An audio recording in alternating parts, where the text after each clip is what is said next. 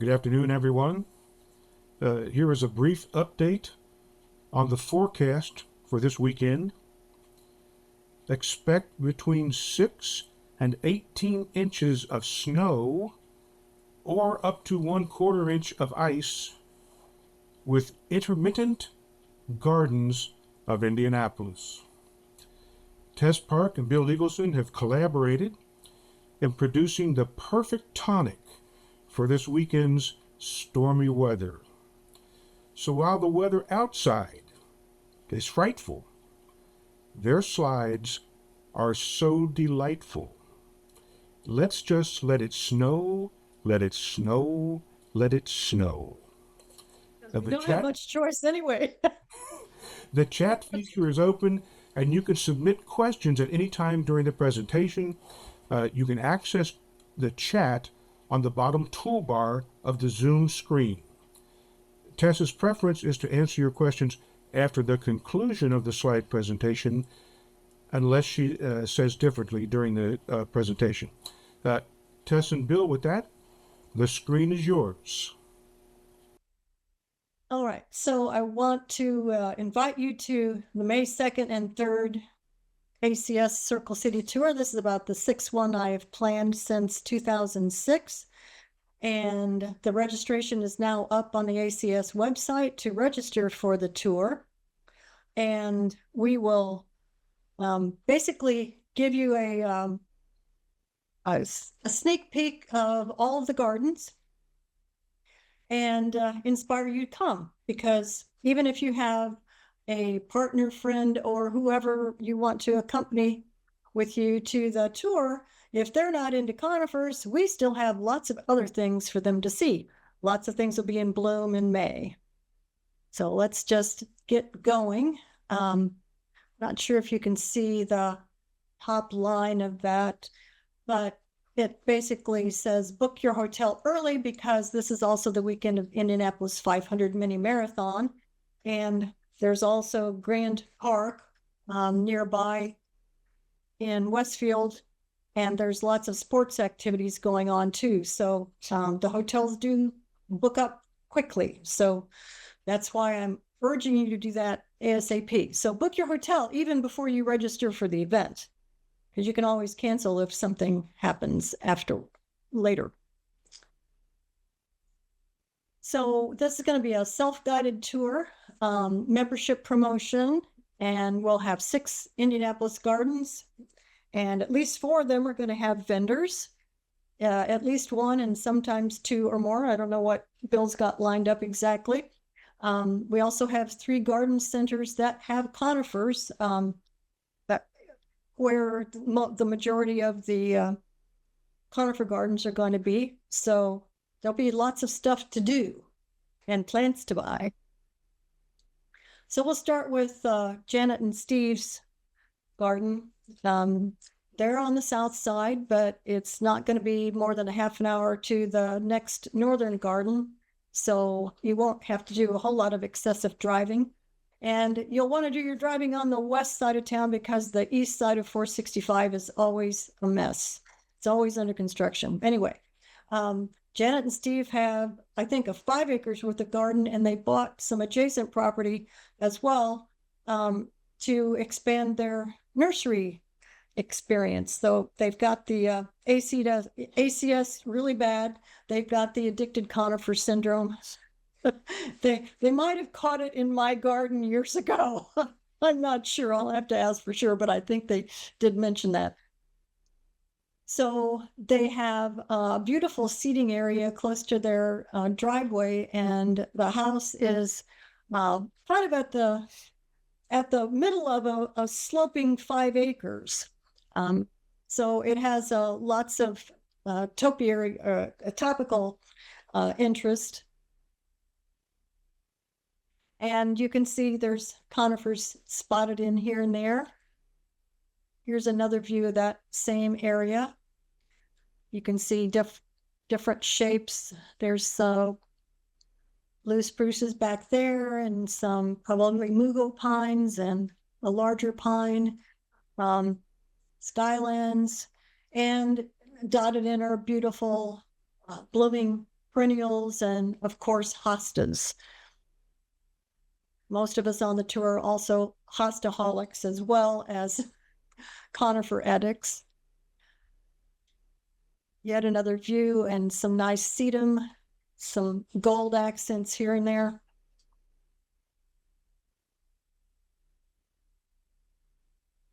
A little bit wider view. You can see how far away the road is all the way down there.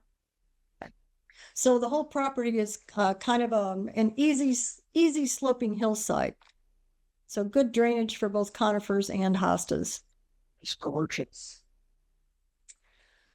And she's used a lot of blue containers to spice up with the color.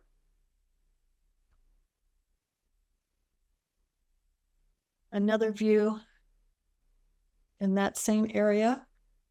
And then this goes towards the back of their property. They've got not one, but two Pinus contorta Taylor's sunburst.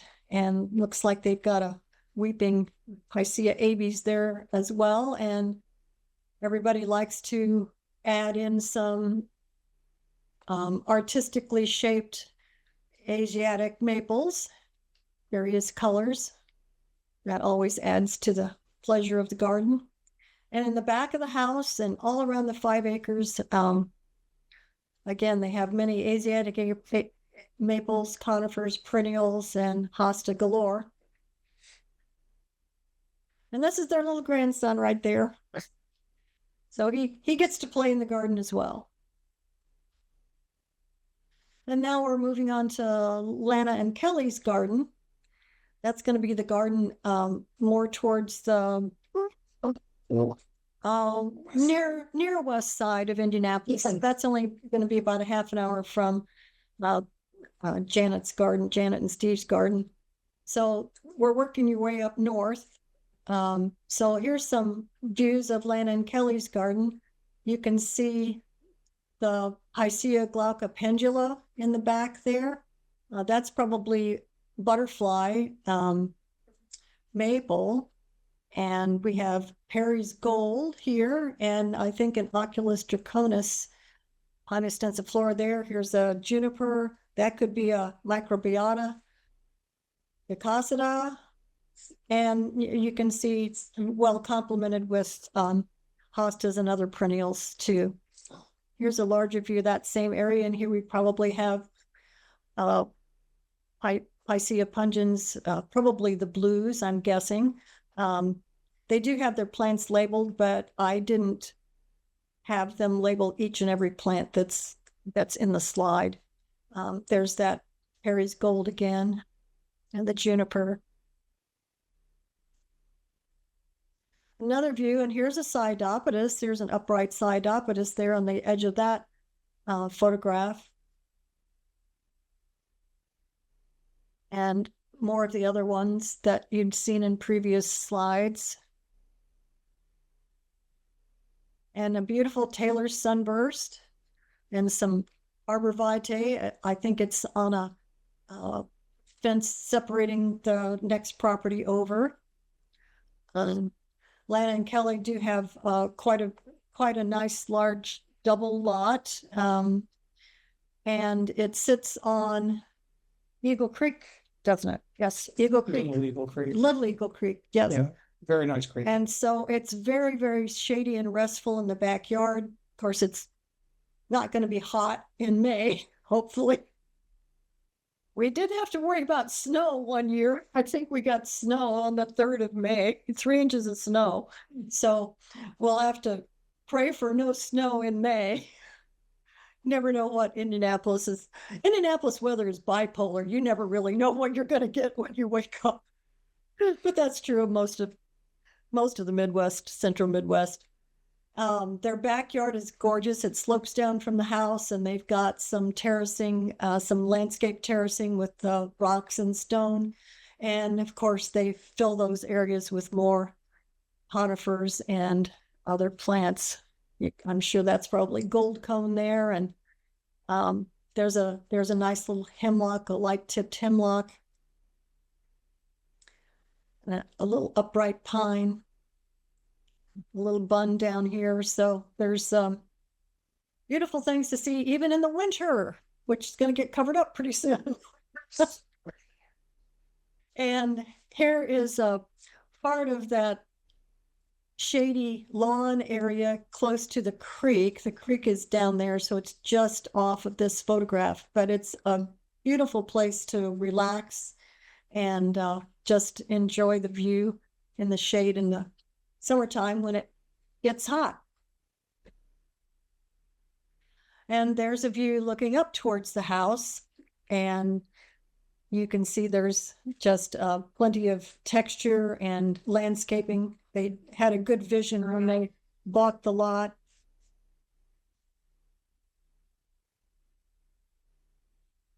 And in the front yard, this is on a sunny day. They do have quite a bit of sun in the front, so you can see more conifers are getting added. The day that I took this picture was in July. We didn't have any more spring pictures to show you, so I had a few pictures in July that we had taken when we went there for our Fall Creek Garden Club. So you can see there's quite a variety of perennials. Those might not be blooming in May, but something will be. Here's the hardy hibiscus in there, and there's just a vast variety of interesting things to see. Lots of daylilies. They've got a gold rush dawn redwood in the background. So lots of color. Looks like they've got peonies there. So the peonies don't usually bloom until about race day. That's why the state flower is a Chinese plant. But anyway, it's because it blooms on race day. That's why Indiana has peonies. Then another view of that sunny area. They when they bought the property, they had a huge, massive oak tree that ended up dying or getting hit by a storm or something. And so where they had a lot of shade for their hostas is now in the sun, which makes the hostas grow faster if you water them enough. So they just have to water, and then those will grow well too with all that sun. Next garden is Randy's garden, and he is going to have two vendors himself.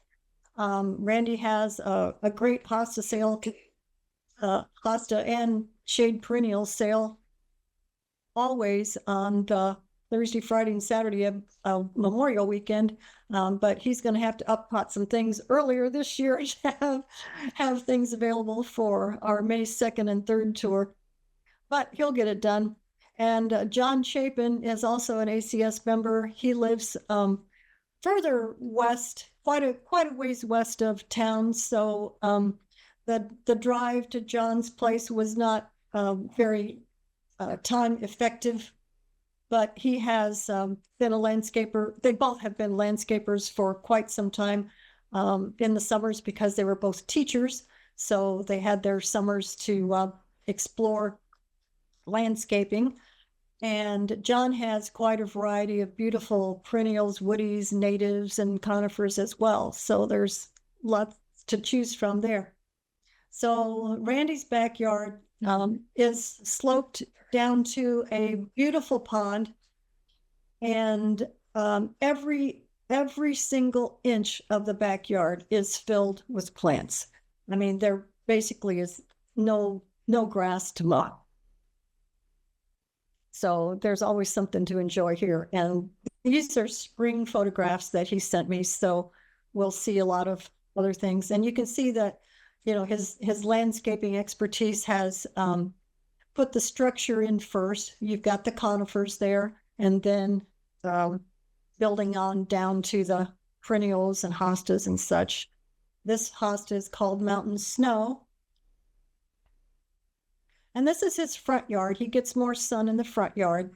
And you can see all the beautiful color changes he has with the blue picea and the Japanese maples, the Asiatic maples, skylands, and some tall Picea abies, and he does do a lot of trimming on his conifers to keep them in the right size proportion for his garden. And as all plant lovers do, they love these Rosio marginata beeches. So he has some gorgeous decorative trees as well. And hellebores out the wazoo. There are so many hellebores in his backyard sloping down to the pond. It's just amazing. And he's got nice paths that that will go back and forth across the hillside so that it's always a gentle path down to the pond. This is on the side of Randy's house. He also uses, besides conifers, he uses boxwood to serve as the garden anchors, and something to see in the wintertime. Put the snow on. And here's a beautiful view of the pond in the backyard. You can see how nicely, gently sloped it is down to the pond. And his arrangement of hostas is just incredible. He's got several different varieties of redbud, and they're usually blooming about that time. And you can see a dogwood in the background, and it's just a delight to walk through Randy's garden. I do it as often as I can, 2 or 3 times a year at least. And maybe the irises will be in bloom. We'll see lots of color. So if you, like I say, if you have a friend that you want to bring and they don't particularly care for conifers or don't know much about them, there's many other plants to see. And Randy's hosta designs are absolutely unparalleled. And these are all the conventions that he's been in over the years. So he's a very accomplished gardener and landscaper. His little frog pond, as he calls it, up at the top, close to the back side of the house, is a delightful little musical waterfall coming in to further enhance the enjoyment of his garden. And he's got a rare little spotty dotty American ginger that's very unusual and cute. These shredded umbrella plants are a great textural addition to any garden. More pictures of his gorgeous hosta designs. And down by the pond, he's got the more water-tolerant irises. So here is another reminder in case you joined us late, the May 2nd and 3rd tour, and you want to please register yourself and grab a non-member guest for the tour, because we're also trying to not only have this as a fundraiser, but a membership drive as well. So just think about who you can snag, somebody in your garden club or somebody in the Master Gardeners that doesn't really know how wonderful conifers are. So snag a friend and bring them, register when you register. But do book your hotel now, because the Indianapolis 500 mini marathon weekend and the whole month of May is pretty well packed in Indianapolis area. And we have Bill and Elizabeth's garden, and I am going to let Bill take over from here, and I'm going to have some hot tea to wet my whistle. Let's help me in a hot tub.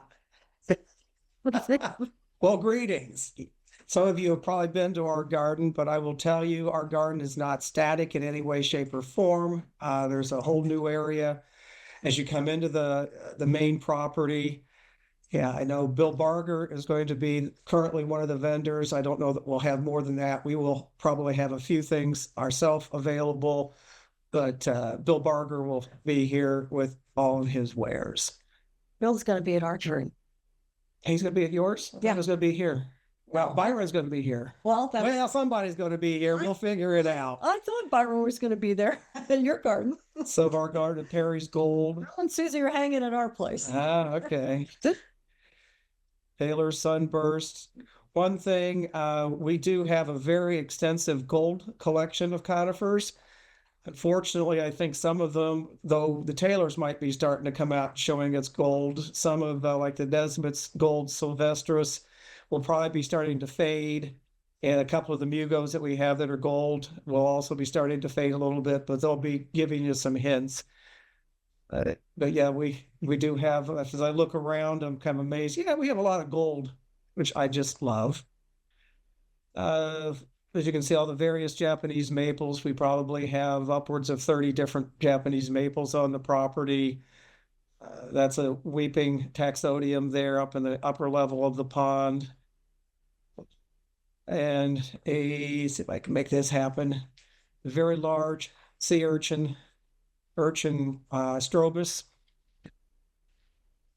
So some of the around the pond again, one of our favorites. This is one of the biggest Fukai pines, parvifloras that I'm aware of. I'm sure some of you may be of knowledge of others, but it's always a fan favorite with its gold and just the structure that it has achieved. That plant is probably upwards of 20 plus years old.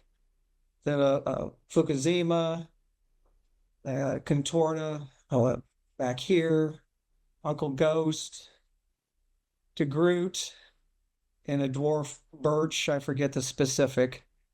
This little guy here is kind of funny. We bought this at a nursery up in Kokomo many years ago. It's a very low graft Japanese maple that was on its last legs. They charged us full price on it, but we still bought it. We're very glad because it has done exceptionally well, and we love it. It drapes into the pond, and it's kind of fun. There's ginkgos all over the place on the property. We can't help ourselves, but some of the Japanese maples, Asiatic maples that aren't fully hardy here, we keep the containers and winterize them.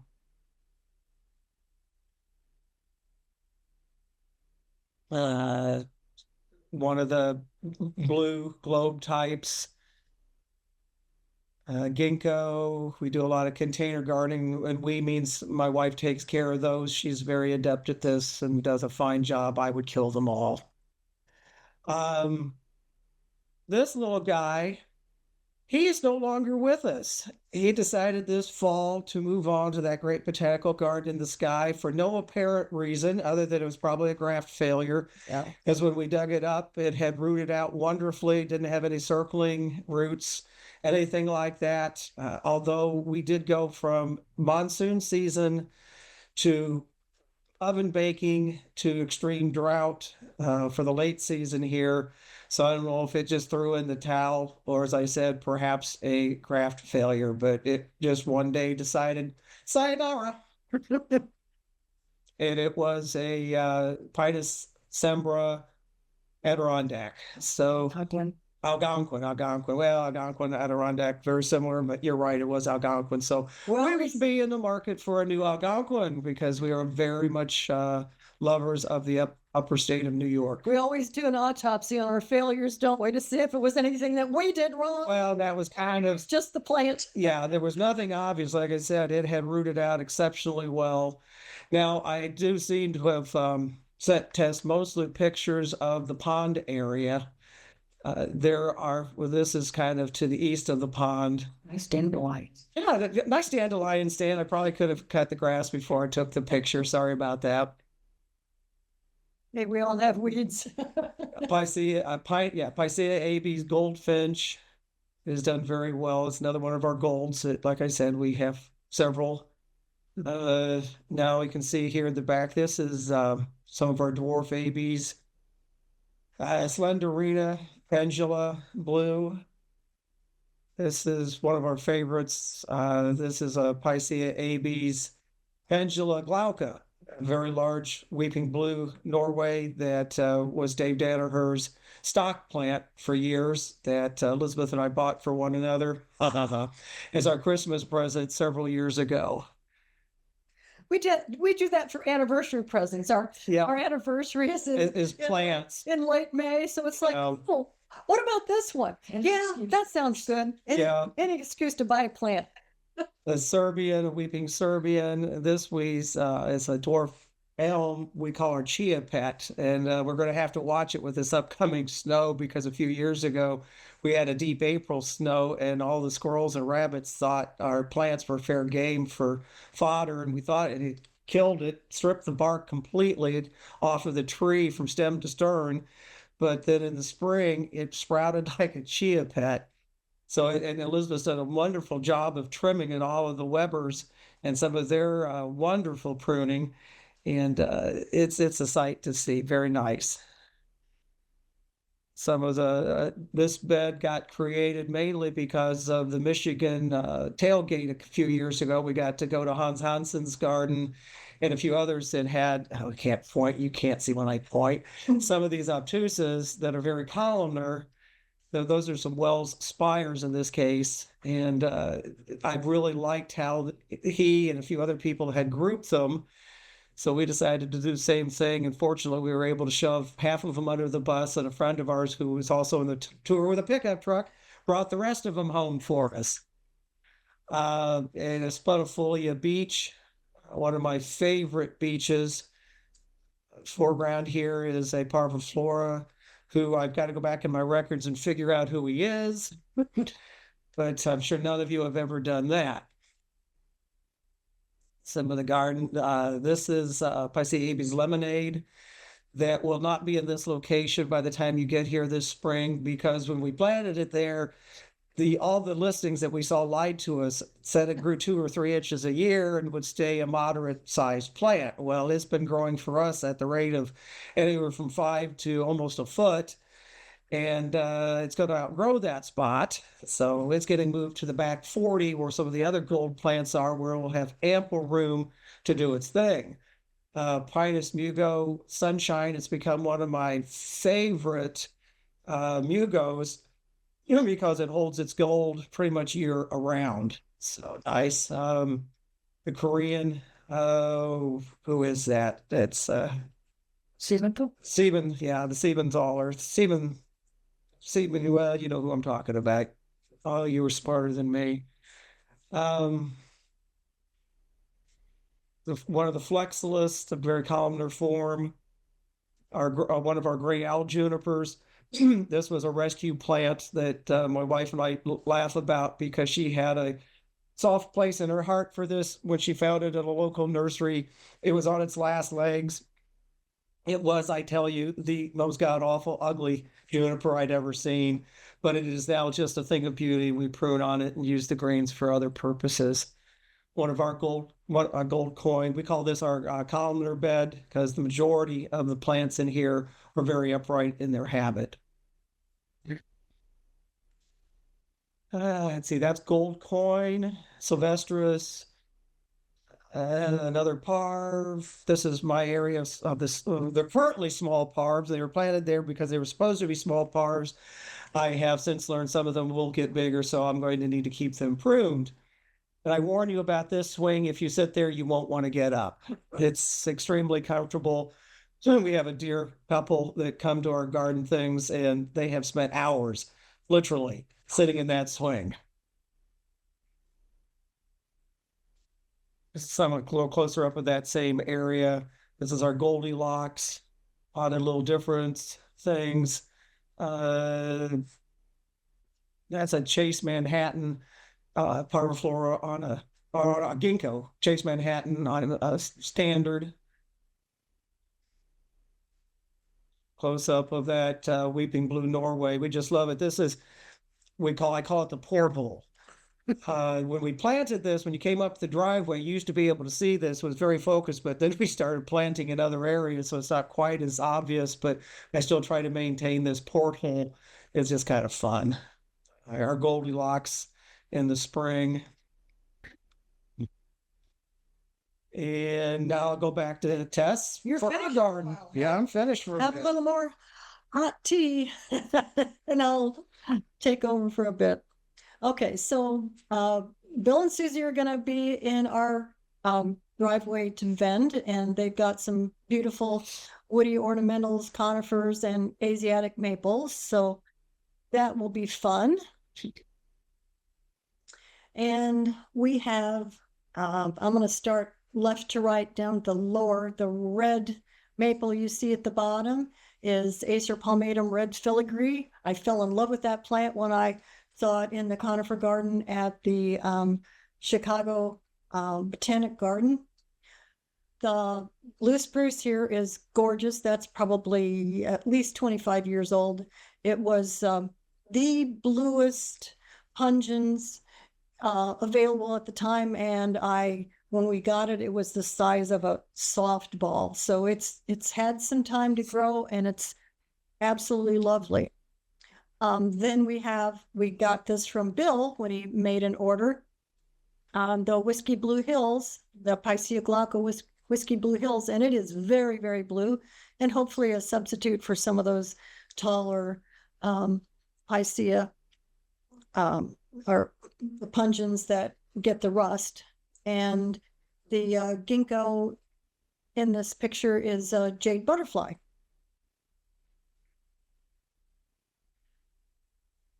So here's the Whiskey Blue Hills again. This is Dobbs frosted juniper. Here's the Lucretia, Picea pungens again. Morgan. This is Karsten's Winter Gold, and we have two Karsten's Winter Gold, and I think because we have so much shade now, since we've been doing this obsessive planting of conifers and other trees, we have a lot more shade than we want at this point. But we refuse to cut anything down unless it's just really sick and ugly. But Karsten's doesn't get very gold for us, unfortunately. Here's the Taylor Sunburst, and it's always a showstopper. There's Morgan in the background, and I can't remember this Chamaecyparis exactly. But I love Chamaecyparis too. Here's the Whiskey Blue Hills again, and this is one of the first landscaping ventures that I did on my own, and I happened to find a Sargent's Weeping Hemlock, and it was only knee-high when I bought it, but after, let's see, we planted this, I did this planting along the road as a screen for my house, because the house is only literally 40 feet off of the road, and the city has moved into us. We've been in our property now for 48 years. So this I put in 1995, and it's obviously grown quite well. It's one of my favorite plants. And the red dawn maple in the back, I'm sure we got from Dave and Leslie Danaher, and it's a gorgeous complement to the greens and blues of the conifers. So here again, I'll show you I mentioned Morgan before. There's a Platycladus orientalis Morgan. The Taylor Sunburst is here. And the big tree that's creating all the shade for the conifers now, because it's grown so much, is Gold Rush. And it was a showstopper back in 2007 when we were on the National Hosta Society tour. Everybody took pictures of that. And of course, it's, quadrupled in size since then. It was a young tree at that point. And this is one of the reasons why I like to do a May tour, especially early May, sometime before the 10th of May, is because the Northern Lights series of azaleas are usually in bloom, because I haven't had very good luck with other types of azaleas because of the cold temperatures. But these were developed in the University of Minnesota to be -30 bud hardy. And even though we're not getting as severely low temperatures as we did 30 years ago, or even 40 years ago, like I said, we've been here for 48 years, these are always very consistent blooming, and they're just gorgeous. I like the warm colors rather than the pinks and the lavenders, so that's what you'll see. But I have them scattered all over the property here and there.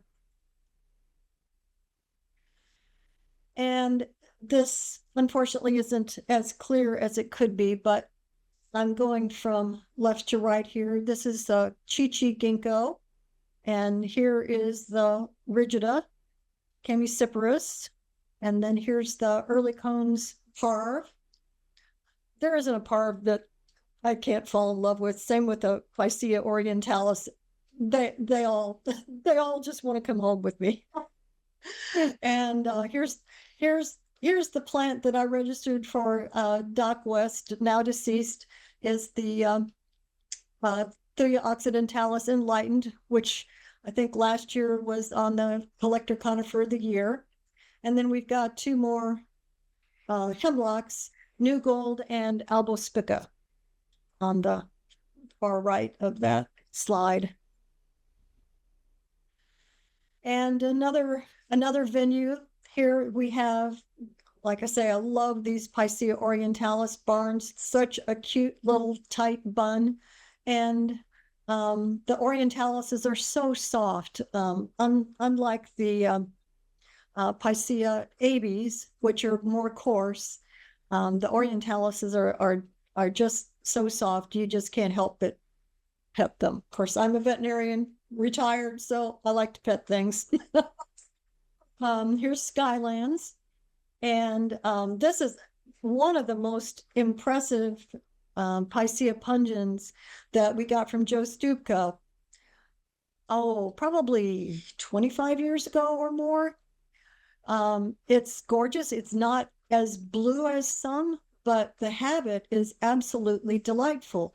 It's just umbrella shaped. It has just the slightest little bit of a weeping structure, so it makes a nice bun. Dave Horse has an absolutely outstanding one at his place, and we visited him in 2021. His place on the Mississippi River is just gorgeous, and his Millbrook is out in full sun, not in the shade like ours is. So it is much bigger and much more impressive. The last one here in the picture is the second Tsuga canadensis pendula, Sergeant's Weeping hemlock. Then we go to another section of the yard. We have Kerry Blue. This is the big one here. We found it as a broom when there was Keystone Avenue was under construction, so we had to take the back way to and from work for a while. And we found a broom on Pinus strobus on Cary Road, and I went and knocked on the door and asked if we could take some cuttings for it. Luckily, they did. We sent it to Randy Dykstra and Bill Barger, and they both got some successful grafts from that. We put two of them back into the yard. So that was in 2002. And this particular cultivar will grow about 4 to 6 inches a year. So after all these years, it's about my height, about 5'2". The next one is Taxodium disticum Pive minaret. The bald cypresses are a little late coming out in the spring, but that's fine. They don't get frosted with that late frost that we occasionally get. Pinus parviflora Bergman here is absolutely one of my favorite parvifloras, and it's a very blue one. And then this entire background here is a Picea abies that was probably planted back in 1933. And we have 2 of those, and it's just really nice to have such an old anchor in the garden. Next portion of the garden, we have a Microbiota decussata on a standard, which is really the only way I think those plants should be done. Because otherwise they take up way too much real estate in my garden, and I want to put more plants in. So We did have one originally that was just as flat as a pancake, and it took about 9 foot diameter, and it just had to go because it was taking up too much real estate. We had other plant conifers that we fell in love with, so it had to go. And then we got this one from Gary G several years ago. This let's see, this covered up by this one is Picea pungens lucretia, and that's one of Jerry Morris's finds. Of course, he passed away a few years ago, but he found some wonderful Picea pungens in the Rocky Mountains. This is Cupressus nicotensis moonshot here, and that is just a lovely tree. We didn't have enough space to let it have the complete skirt, because the complete skirt would be all the way over to this area and completely block off, like a 20-foot diameter area. So I had to cut the skirt back just a little bit. Whoops, didn't need to go that fast. This is the hillside upright Picea abies. And we'll move on to the next one. This is the path going up to the deck from the south part of the yard. This is a small version of sunshine, so it's gonna grow and be more beautiful. Since we've been collecting conifers since 1997, it just so happens in 2020, when we were all stuck at home during COVID, we did a lot of evaluation and decided some of these 22-year-old, 25-year-old conifers really were outgrowing their space, and that opened up a way to have some new things come in. One of my favorite yews is Orescens nana, and I have several of those, and collectors don't usually have more than one of almost anything, but I love it so much because it is just as gold as can be on the tips and gives you a good three-dimensional looking plant. We have several of these upright yews, especially in the Hosta garden area, the Hosta hillside area, because they grow really well in deep shade. This is Bar Harbor juniper down at the bottom. This is Picea abies acrocona push here. It stays really nice and low. And then this is Marican, the ginkgo down at the bottom. So I think I've explained all those. I think I remembered them well too, which is a godsend. And of course, that's covering up what I need to read. So this is Onystrobus squiggles. This is the Just had to go to the garden to see him in person. This is the Western Arbor Vitae green krugel, and it's very nice. It's a nice little fun. Doesn't grow too fast either, even though it's a Western Arbor Vitae. And we've got snowdrops and snowbells and other blooming things that entertain us in the spring as well to see. And here's a close-up. Those are a native wildflower, and we had a lot of native wildflowers on our property when we moved in 1978, and I started to learn them every year because I forget in between. I just sleep a few times in between spring and the next spring.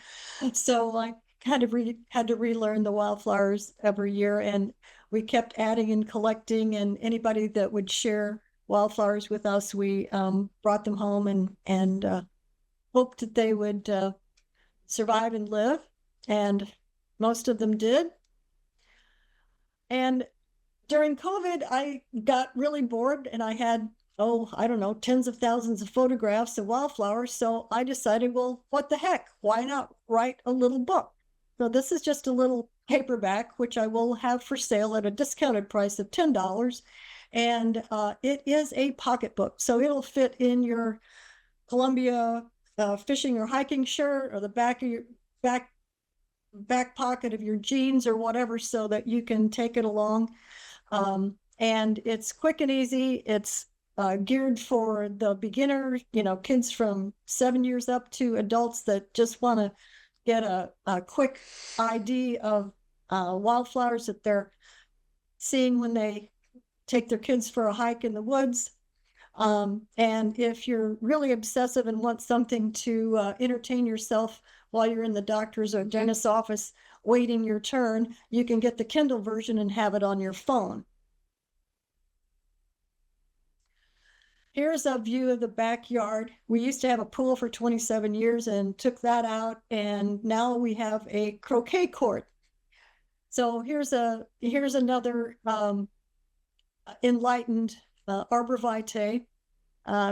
These old yews used to cover up the pool heater and the propane tank there, but we still like them. You have to give something for the deer to eat if they get through the electric fence, right?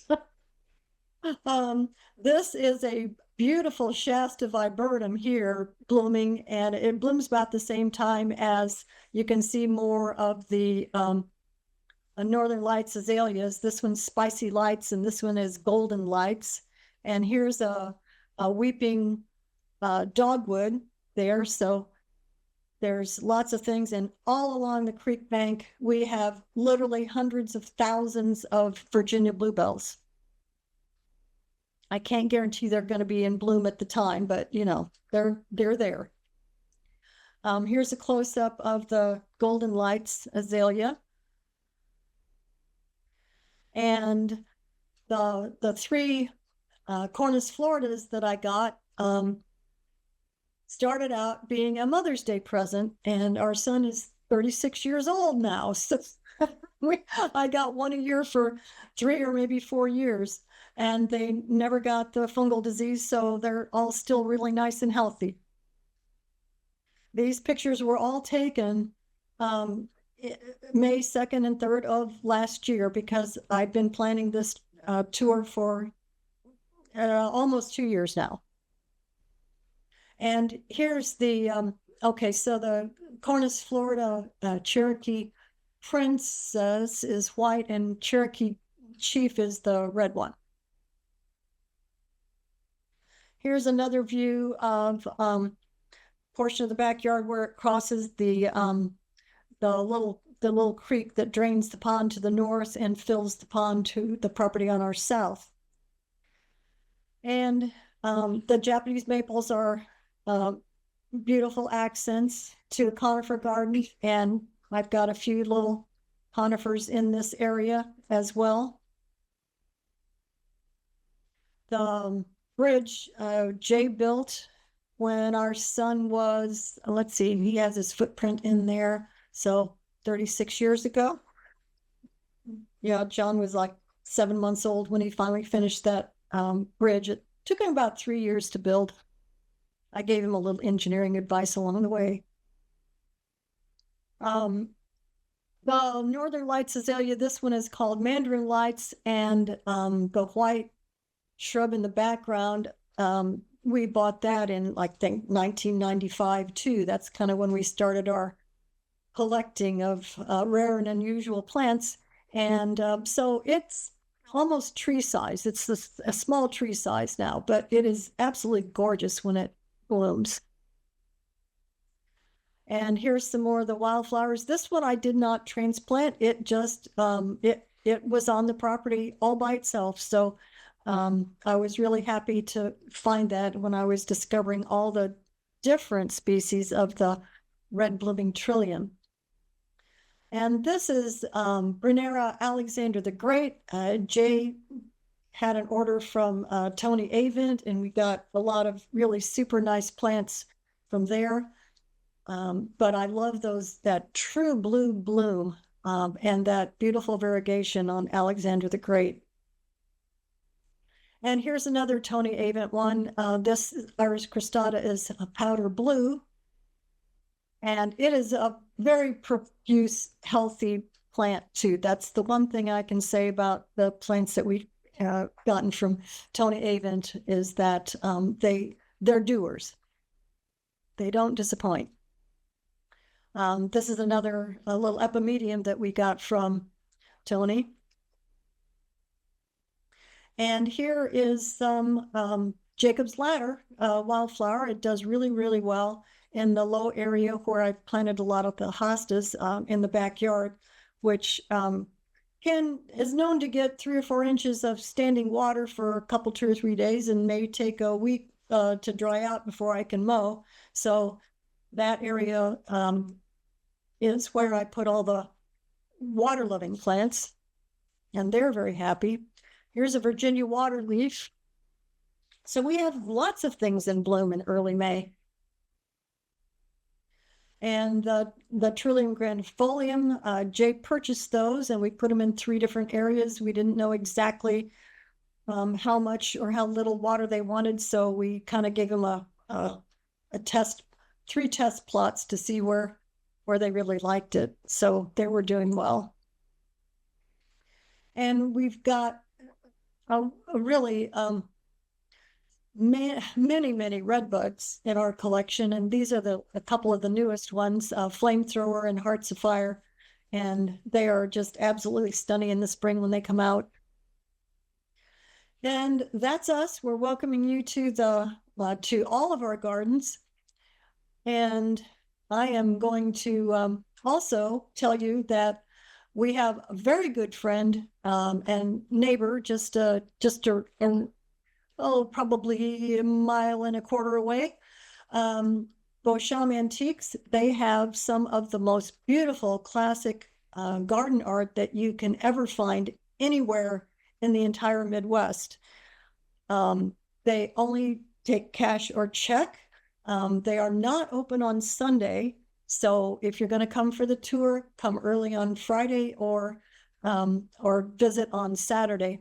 You can go to their website and see some of the other gorgeous antiques they have. They started out with Victorian antiques, which we were addicted to and purchased many things from them to begin with. And they've since expanded into some museum quality European antiques as well. So if you have time and you like beautiful classic furniture and classic garden art, here's another place to stop. This is what the building looks like, the building entrance. And as you can see, they've got 2 different sets of the 4 seasons in marble, which are absolutely stunning. And I will let Bill take over because he was the designer for Celeste and Mick's garden. Yes, unique couple, lovely couple. A shout out to John Chapin, who connected us to work on this project. When they purchased the home up in the Noblesville area on Morse Reservoir, it had a half moon driveway. You led up to the garage over here to the right, but the driveway then kind of circled through here. She is very much a lover of all things neo-modern, and she has a lot of collections in the home of things from the 50s and 60s, Art Deco, so forth. So we were working next door, and ironically, that's not why she called us. And when John sent me the picture of the home, it was just this with this big 501. And when I first saw it, I go, oh, I know that house. That was really funny. They were a lovely, lovely couple to work with. And I had to do some research online to find out what kind of landscape was appropriate to a neo-postmodern type landscape. And Celeste was very involved with the designing of said landscape. One of the things that was unique to this, and this was Celeste's design, is doing these concrete pads from the driveway to come up to the entry. And that really intrigued me, found that very striking. But we had to figure out, okay, what do we put between those pads? And I know I'm digressing from conifers, but it's all part of the story. And we chose to use the Mexican beach pebbles. Then with this counterpoint rock, which is very angular, and of course, at the moment slips me what its name is. I apologize, but with the Mexican beach pebbles, which are very smooth, and we had to very meticulously, there is no hard edge between these two, but when we did this, we had to hand place the edge all through here. Then she got these bowl-shaped stainless, well, they weren't stainless steel, but they were steel bowls that she found how you treat them to get just the right amount of rust patina on them. Not that you see this, you see it in the winter, and then each year they're planted up. This is a fukai, and I was excited to find it was one of the biggest fukais I had been able to find. We put this in about now going on 2 years ago. And by the time this spring, and this is just a topiary that they already had, a topiary they already had. There had been a weeping white pine. We transplanted out into this area, and there should be a picture to show this here in a bit. But they had come up to our garden, and our garden I use very frequently to invite clients to, as well as garden enthusiasts, to see different plants in place. It's one thing to look at pictures. It's nice to see them sitting on a nursery yard, perhaps, but to see them actually in the ground is a whole different thing. And understanding that most people aren't going to want as intense a garden as Elizabeth and I have developed here, but that they can see and get ideas and concepts. One of the things we did was a grouping of Norway spruce up here in the front, and they're all three different sizes. The one we can't see, it's out of the picture, but it's right here, is a more ground hugging type. This one I actually purposely broke the top out of it because I don't want it to get real tall. This one can do whatever it wants because we wanted the variation in the sizes as they mature. And you can just see here in the background, there are three glaucopendulas that we wanted some mass on that front left corner of the home without something that was just going to completely eat the home. And then you can just barely catch the weeping white pine here. Close up of the glaucas, a close up of those dishes that we already talked about. This birch was obviously already here. A lot of pruning was done on it to show off the trunk a little better, take it off the house, and just make it kind of blend a little better with the overall landscape. Just a different perspective. And like I said, this is just the way we did these pots. And you can kind of get a feel, these benches here and even this doorway that they found are all with a view towards a neo/postmodern look. And this carpet up here in front, I just love it. It's was very much outside my comfort zone. Never had done anything like this, but thoroughly enjoyed it because it was so unique. Just a different view of the garden there. It's something you might have known. Now this is the back, and didn't want to do that. Got to come up here again. You can kind of know as you go through here, and you'll see that our garden as well. One tell of my gardens are lots of boulders.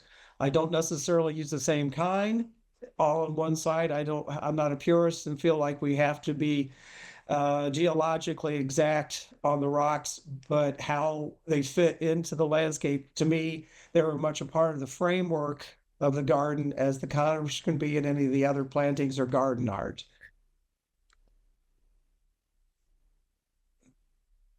This is the backyard. One big thing that they did when we were working on the front, they were just starting this deck. There was a wooden deck on the back that they had torn off, a lot of things done. Did all the polywood. You can't see me hand gesturing, but I'm sorry. I talk with my hands and I'm not up here in the frame as much. But then the aircraft cable with this the steel portions of the railing that really creates a very open look, a nice view out to the garden. This was part of a previous landscape project, these manufactured steps going down the boulder work. Most of this down here is mine. Some of this was here. This was all we planted last spring. I was very fortunate, Elizabeth and I were in a collector was starting to part with some of his personal collection because at that moment they thought they were going to be moving. So a lot of that collection ended up either in this garden or in our garden. So some fun things, some landscape size plantings. Just a lot of these perennials were here, so there was a little bit of needing to blend with what was there with what we were adding. So there's some of the living space, there's some of the garden, and that's pretty much with that one. One thing I say, it is a lovely, lovely garden to walk about in, and all of it will be going into the backyard will be going into its second spring. It was just planted last year. The front yard will be going into its third. And on the Bill Bargers, I was confused. Bill will be at our garden in June, the first Saturday of June, for our plant sale, along with Benedict's. I believe Byron is planning on coming up. A number of other, some are garden related, some not garden related. People, should be a lot of fun, and the garden will be that much more ahead early in June than in May. So if you want to see the garden at a different time or can't come to the May, you can come to the June. Or come to both, please. Back to you, Tess. All right. Well, we're wrapping things up now, and in a timely manner, because we've been at it for an hour now. So just one last reminder, put your dates on the calendar for May 2nd and 3rd. Book your hotels now, even before you register for the fundraiser and membership drive.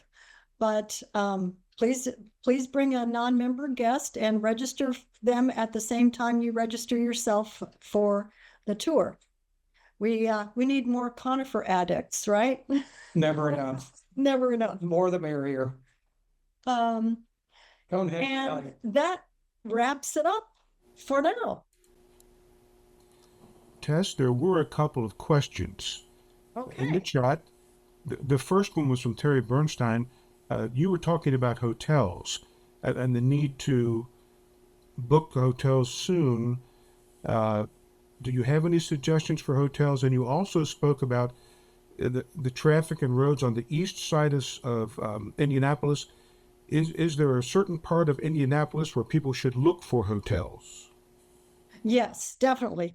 In and around and north of the junction of US 31 and 465, there's a whole corridor of hotels all the way up to Sheridan, because Westfield has the Grand Park. And so actually the closer you get to Grand Park, probably the harder it's going to get. But there's also a good collection of hotels that are reasonably priced off of US 421, coming off the northwest side of 465 and going north from there. Though that's where I would recommend. The third and last possibility would be around I-69 and 146th Street, also called Campus Parkway. Exit 10. Yeah, exit 10 on I-69. That's a little bit further away, but very doable. Maybe it's only Just 20 minutes from whence you were coming. It's only 20 minutes from the mass or the large percentage of the gardens are kind of on the north to northwest side. And like I said, there's one in the near west side of Indianapolis, and there's one on the south side. Those are all beautiful and large gardens, so don't miss them, because they're the southernmost garden is only half an hour away from the near west side garden that's closer to Indianapolis, and the others are on the north side to northwest side of Indianapolis and into Hamilton County, the next county up. So, use your Google Maps or whatever the hotel app you use. Whatever hotel app you use, you'll be able to find any number of accommodations, but book those early, because those will be filling up quicker than you can imagine. If you even think you might be available for this tour, book your hotels now, and then you can find a friend that's a non-member and register later for the actual tour. So that would be my recommendation. Tess, there was a question from Mike Weber as well. He wanted to know if there were any social events planned for the evening of the 2nd. We haven't as yet, but that doesn't mean that something might not pop up. Okay. Bill, Mike Weber had multiple questions for you. Okay. He wanted to know Thank you, Mike. tips and advice on conifers, and he cited as an example Picea lemonade. Asked you, when is the best time in spring, and how do you treat root balls when you plant? Well, I believe, and Elizabeth, you can correct me, I believe we procured lemonade from Conifer Kingdom. Yes. Yeah, she's shaking yes. And I think planting wise, depending on how dense the roots are, I don't quite go to the test route of completely washing the soil off, but we usually take, and I've used hay hooks, I've used claw hammers, I've used hoary knives, garden knife, various things to try. The more bound the roots might be, especially Isley stuff is notorious for coming very tight of root. And I will try to encourage the roots do some damage with a view towards getting to grow out and not keep going round and round. Without getting into a gigantic treatise, does that cover the the question? I think it does. Thank you. And Tess, there was a question from Sandy Hafner. This must be a perennial question about the white flowers you showed in your garden. Oh, the Trillium grandifolium? The white wildflowers, the white trillium? Probably so. Must be it, because the other white thing is a shrub, and that was a Shasta viburnum. Some snowdrops. Oh, yeah, I got this. We have a ton of snowdrops. Yeah, Jay got onto collecting snowdrops too. No, she says a epimedium. Oh, What epimedium? yeah. I can't recall that off the top of my head. That's why I have a 44-page spreadsheet of all plants on the property. But I do have it labeled in the garden. So everything in the garden is labeled. And that is a great epimedium. I've got several different epimediums, and that's a nice, tight little petite one. And it is a very profuse grower too. Okay. But that takes care of the question. So thank you, Tess and Bill. Hopefully today's winter tonic will translate into spring tonic, and those within driving distance of Indianapolis will attend the Circle Tour the first weekend in May. And we heard that Bill also is having an event in June. First Saturday in June.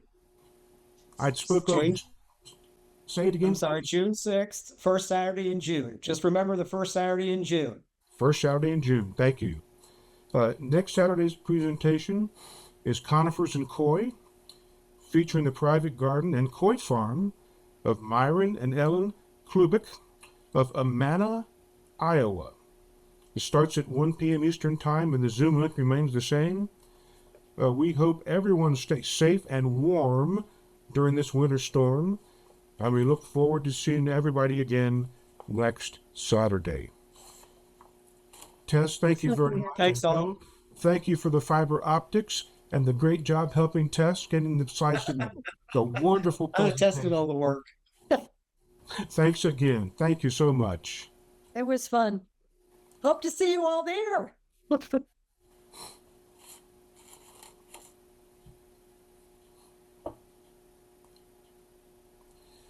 Tess, it really was a wonderful slideshow. You just take great pictures. Oh, well, the gardeners sent me their pictures. I didn't take all of those.